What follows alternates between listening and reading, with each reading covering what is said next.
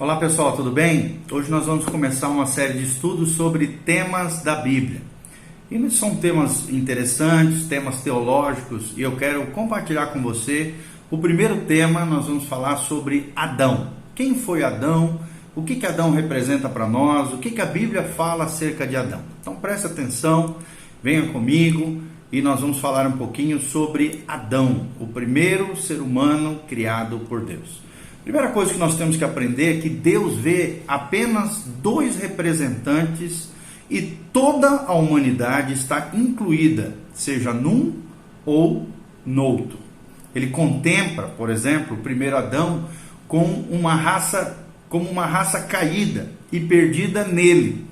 E ele, Deus, observa o último Adão como uma nova criação redimida e exaltada nele, ou seja, no próprio Cristo. Então, são observáveis, à luz da Bíblia, duas distinções vitais entre os dois cabeças da humanidade e seus representados. O primeiro Adão, se referindo a Adão, o primeiro homem, e o segundo Adão, se referindo a Jesus, ou o último Adão, o Adão que realmente veio restaurar todas as coisas. A verdade revelada a respeito de Adão pode ser dividida nas coisas que encontramos, tanto no Antigo Testamento quanto no Novo Testamento. Mas o que o Antigo Testamento fala acerca de Adão? Então, de acordo com o Antigo Testamento, nós podemos ver que a contribuição do Antigo Testamento para essa doutrina, o ensinamento acerca de quem foi Adão, do que Adão representa, a contribuição do Antigo Testamento para essa doutrina, da qual importantes fatos e aspectos podem ser retirados, é quase que totalmente histórica. Adão aparece como alguém diretamente criado por Deus. Vou repetir, Adão aparece na Bíblia, no Gênesis, no princípio de todas as coisas, como alguém diretamente criado por Deus. E também como progenitor da raça humana. É feito o registro de seu estado como criado por Deus. E também a Bíblia fala do seu relacionamento com Deus, de sua tentação, de sua queda, e etc, etc.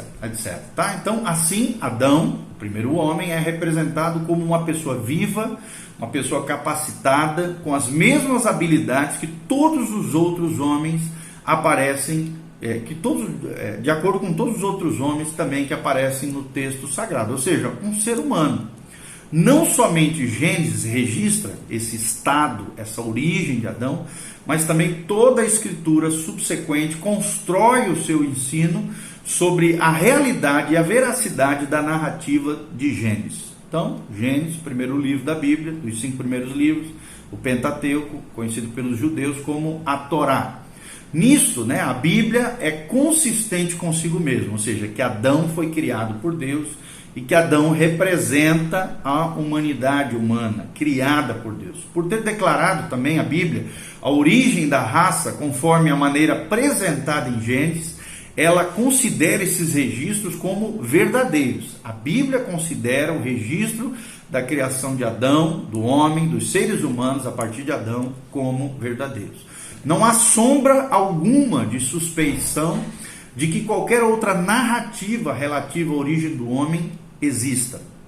Assim, aquele que rejeita a narrativa de Gênesis, rejeita a totalidade da Bíblia na medida em que ela trata da origem, da criação do homem, do desenvolvimento, da história, da redenção e do destino da raça humana. Então, no esquema doutrinário da Bíblia, Adão e Cristo estão tão entrelaçados e interdependentes que deve ser concluído que, se a narrativa de Gênesis a respeito de Adão é errônea, equivocada, nessa teoria ele foi um personagem então que nunca existiu, e o registro então a respeito de Cristo também seria sujeito a questionamento. Mas nós sabemos que a Bíblia é a verdade de Deus e não é uma ideia errônea, jamais será, é a ideia que a Bíblia nos revela. E aqueles que creem precisam crer no que a palavra de Deus diz. Isso é fé, isso é cristianismo.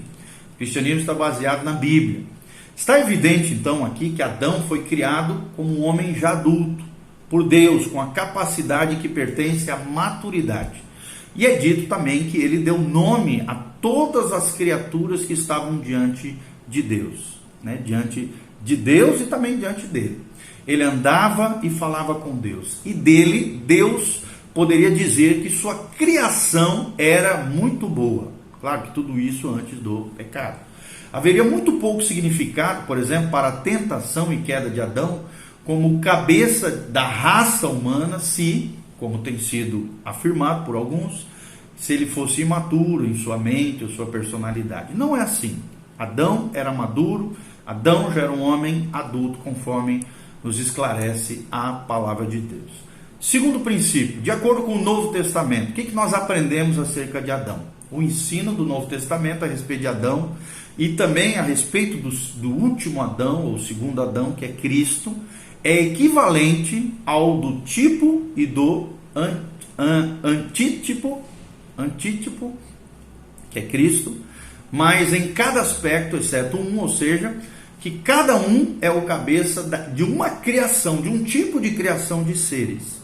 E a tipologia de contraste, ou seja, Adão de um lado, como tipo, né, como uma figura, o símbolo da criação da raça humana e do pecado, da natureza pecaminosa, e do outro contraste, o outro tipo, a outra analogia, né?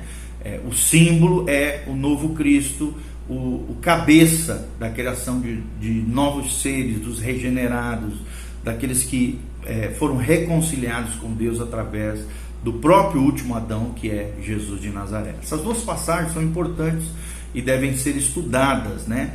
E também outras passagens secundárias são necessárias, ok? Então nós vamos falar um pouquinho mais sobre Adão no Novo Testamento. Preste atenção. Só um pouquinho.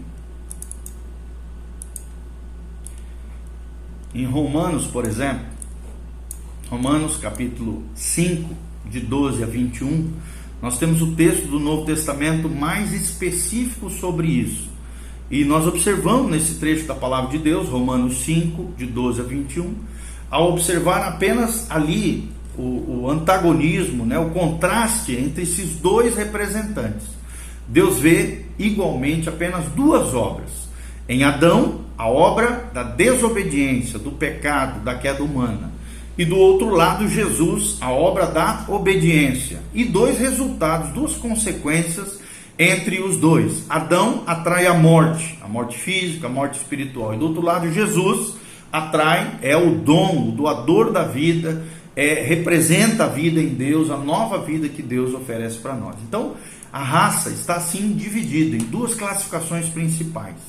Aos que estão em Adão, ou seja, sem Cristo, não nascer de novo, estão perdidos, arruinados, e os que estão em Cristo, estes são salvos, o novo Adão, seguros para sempre em Cristo Jesus, o nosso Senhor e o nosso Salvador. Essa passagem também é muito importante, porque trata da relação entre Adão e Cristo.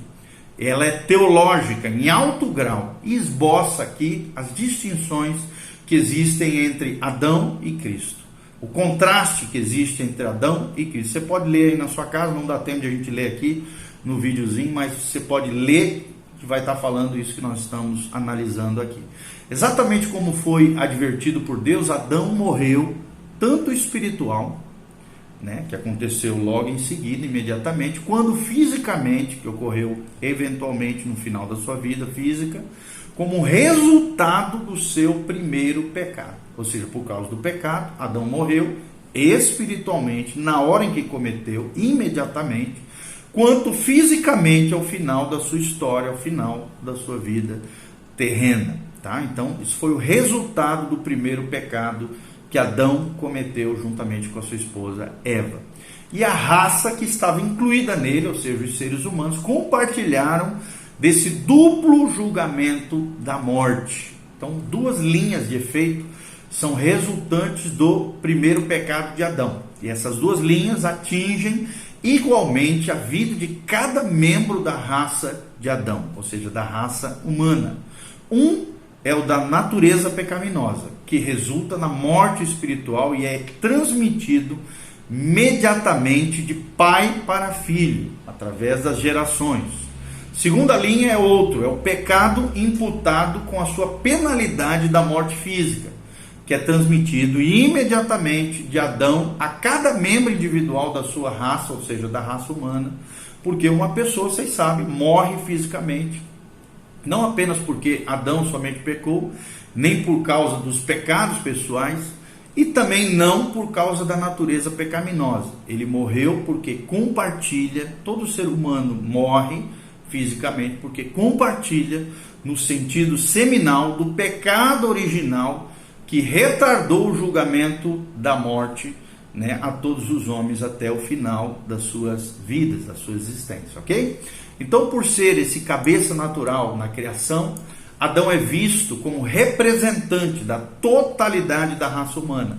E nessa posição de cabeça, ele incluía a raça e a sua queda, ou o pecado. E a raça, que é a sua posteridade, recebe a imputação da morte física como uma real imputação, colocado sobre todos os seres humanos, por causa daquilo que é antecedentemente o próprio pecado de cada um deles. Vocês sabem que todo ser humano peca, e por causa do pecado, então, é imputado na raça humana tanto a morte espiritual quanto a morte física, né? Sobre todos eles, desde os infantes que não pecaram, à semelhança de Adão, intencionalmente, né? Conforme diz Romanos 5,14, mas se perpetua ao longo da sua vida essa questão, esse princípio da transferência, da punição pela queda do pecado, esse princípio divino, né, de colocar uma pesada responsabilidade sobre a posteridade ainda não nascida, é vista novamente, por exemplo, em Hebreus 7, versículo 9. Hebreus 7, versículo 9 e versículo 10, onde Levi, né, o bisneto de Abraão, é declarado ter pago dízimos a Melquisedeque, por estar ele ainda nos lombos de seu bisavô Abraão. Em Gênesis 14, 20 nós vemos toda essa história. Romanos 5,12 também declara que toda a sua raça, ou seja, a raça de Adão, a raça humana, pecou em Adão. Adão só foi nosso representante, um exemplo daquilo que nós também faríamos ao longo da nossa história, quando este pecou. Tá bom? Então, nenhuma outra interpretação além desta consegue resolver as dificuldades dos versículos restantes de todo esse contexto. Nós também vemos em 1 Coríntios 15, 22, e esse texto eu vou falar literal aqui, a Bíblia diz assim, 1 Coríntios 15, 22, pois como em Adão todos morrem, do mesmo modo em Cristo todos serão vivificados. Vou repetir, pois como em Adão todos morrem, do mesmo modo em Cristo todos serão vivificados. E esta é uma declaração muito importante da palavra de Deus. Não há dificuldade alguma com relação à primeira cláusula, de que em Adão todos morrem. Isso é um fato, nós vemos os homens morrendo espiritualmente, morrendo fisicamente. Mas quanto ao restante do versículo, os inclusos no mesmo numérico, todos, né? Que é uma palavra grega aqui, que significa aqueles que sofrem a penalidade da morte, né? Todos, essa palavra todos, né, se referem a todos aqueles que sofrem a penalidade da morte, que não estão necessariamente em Cristo. Embora todos, na palavra de Deus, serão sim tornados vivos, como Cristo disse, porque vem a hora em que todos os que estão nos sepulcros, diz a palavra de Deus em João 5, 28 e 29, todos aqueles que estão em sepulcros ouvirão a sua voz e sairão dos sepulcros, os que tiverem feito o bem para a ressurreição da vida e os que tiverem praticado o mal para a ressurreição do juízo eterno. Então, está mais plenamente de acordo com o contexto desse João 5, 28 e 29, e segue também 1 Coríntios 15, 23 e 24, se a passagem é entendida, né, com o propósito que todos os homens morrem por causa de Adão, e todos os homens, o mesmo numérico, todos serão ressuscitados por Cristo, ou por causa dele, aqueles que estão na fé, aqueles que colocaram a sua confiança em Deus, nós vemos claramente que é isso que diz a palavra do nosso Deus, ok?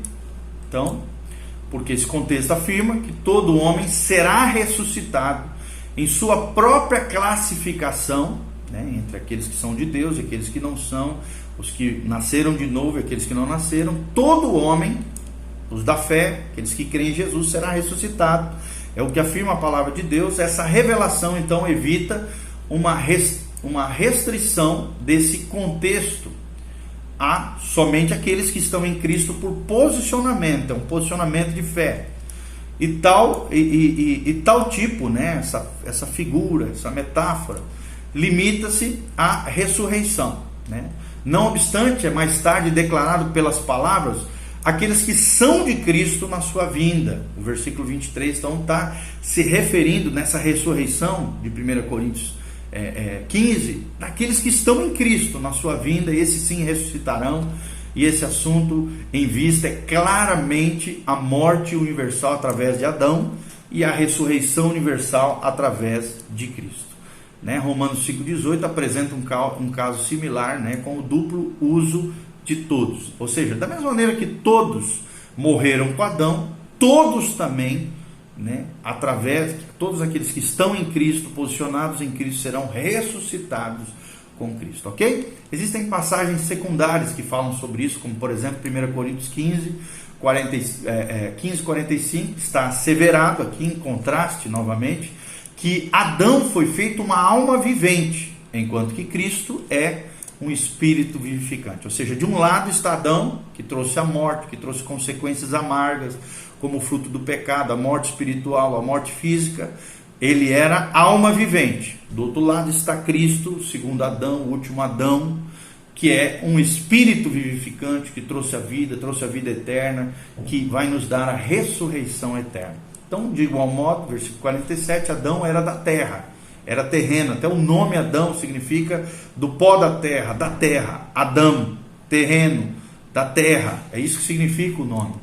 Já o segundo Adão não é outro senão o Senhor do céu, o nosso Senhor e Salvador Jesus Cristo. Embora o crente tenha portado a imagem da terra, ele é apontado como aquele que porta a imagem daquele que é celestial, ou seja, Jesus de Nazaré. Você também aponta a imagem daquele que é celestial, Jesus de Nazaré. E ele será conformado, como diz a Bíblia, à imagem de Cristo. É o que diz Romanos 8:29. Nós seremos formados, através do poder do Espírito Santo, a imagem do segundo Adão, Jesus de Nazaré, nós que estivermos em Cristo. Novamente também em 1 Timóteo 2, de 13 a 14, é dito que Adão, totalmente em contraste com Eva, não foi enganado em sua transgressão. Adão pecou de maneira consciente, de maneira proposital, escolhendo Eva em vez de Deus, o pecado em vez da obediência, a desobediência em vez da obediência, a independência em vez da dependência de Deus. Em Romanos 5,14 também é feita a referência àqueles que, por causa da imaturidade, da incompetência, não pecaram à semelhança da transgressão de Adão, isto é, de maneira consciente ou propositalmente. Assim também em Judas 14, Enoque é declarado ser o sétimo depois de Adão. Como também por toda a Bíblia, Adão é reconhecido como um homem vivo, o começo da raça humana, e nós vemos claramente que Adão fez parte da genealogia de Cristo, fornecida por Lucas, né, o evangelista Lucas.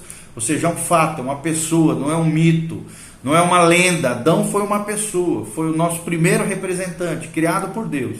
E remonta Adão como o primeiro homem, da qual a linhagem veio o Filho de Deus, né? Também era conhecido como Filho de Deus, em Lucas 3,38, Adão, e o próprio Cristo veio da descendência de... também tem a sua parte, a sua natureza humana, né, vindo da sua mãe Maria, vindo da descendência de Adão. Ou seja, o próprio Cristo dá suporte ao registro do Gênesis no Evangelho de Lucas, e também a respeito de Adão e Eva como os primeiros representantes da raça humana. Então não se esqueça disso. Existe o primeiro Adão, que é o Adão do Gênesis, criado por Deus, que trouxe a morte espiritual, a morte física. E o segundo Adão é Cristo, quem trouxe a vida eterna, a salvação, e vai nos dar a ressurreição através da sua própria pessoa, porque Ele é o doador da vida, é o Senhor de tudo e de todos. Então aprenda sobre isso, que a Bíblia fala acerca de Adão. Que Deus te abençoe, né? Escute de novo esse vídeo, são muitos detalhes, muitas informações. Faça as suas anotações e cresça e floresça no Senhor. Seja como o segundo Adão, criado à imagem e semelhança de Deus, a imagem celestial, aquele que nós temos que seguir, o nosso Senhor e o nosso Salvador. Um abraço, esse é o nosso primeiro estudo sobre temas da Bíblia, ok? Um abraço, valeu, tchau.